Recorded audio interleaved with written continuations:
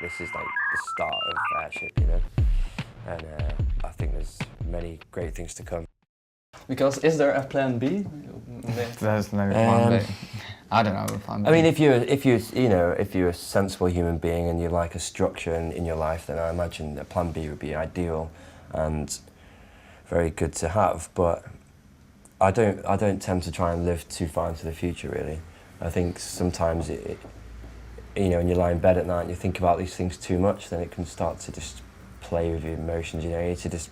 I just chill a lot of the time and think a couple of months ahead, and obviously it's good to be aware of what's going on and think to yourself, well, you know, this is 2011, look how many thousands of bands exist on this planet to this day, and how many of those have got the opportunities we've got, and you think, well, I'm just going to give it all I've got, you know, just all I have. If it's not good enough, then it's not good enough, and then when it comes to that bridge, I'll cross it and see what I can do, but at this moment in time, it's all good. No, that's a good way to look at it. But what did you do before this band became a full-time thing? Well, we all finished our A-levels in school. I'm not sure if you have that in Holland, I'm sure you do, which is when you're 18 basically and leave. And after that point, that's when we really pursued it properly. You know, like Elliott was saying, people going off to uni or getting full-time jobs, but that was, I mean, the 3 years, I'd say, my friend spent at university studying something. In that 3 years, we were travelling around the UK, going in and out of different recording studios, and literally being locked in various different environments with each other, like every single day.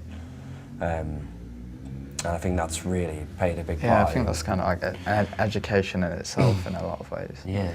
You learn so much. I don't want to be all cheesy and say, well, the University of Life and stuff, but in a way it is, you know, because you go to university and you study this and you study that, and then you have a year in industry and you brush shoulders with people that are successful in that industry. And, you know, when we were 18, 19, you know, we were meeting and networking with people that, you know, have done well in that industry, whether they're musicians or producers or songwriters, and you can't like put a price on that, really, you know. That's stuff that, you know, you can't learn anywhere else, and that's really opened our eyes to what's going on, I suppose. Because you're now both 23, I guess? Yeah.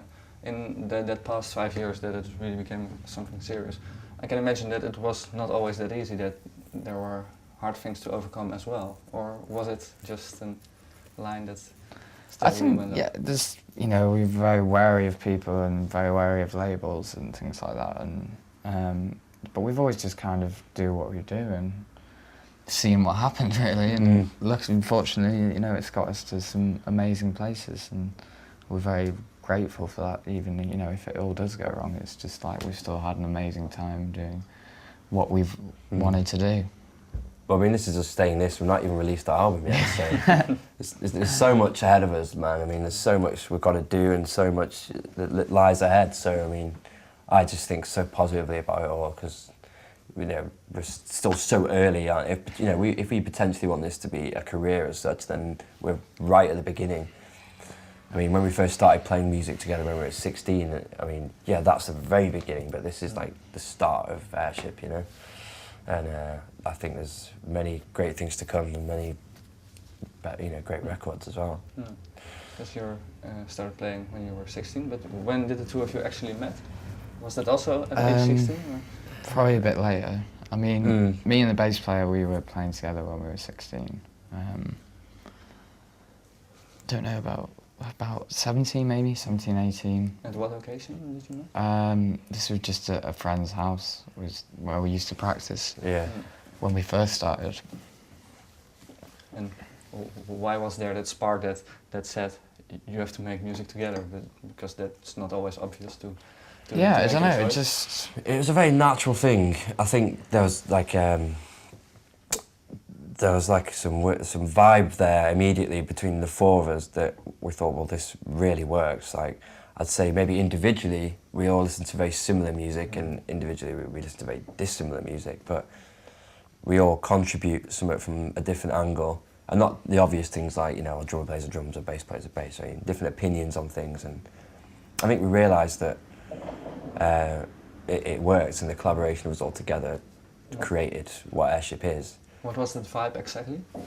It's very hard to define, man. It's hard to put into words really in a way that I can translate it so people can understand. It's just, for anybody that's a musician and they've played with other musicians, you can never force anything. You can never sit down and be like, we're going to write an album. It's just a very natural flow in my eyes, really. Do you agree? Mm-hmm.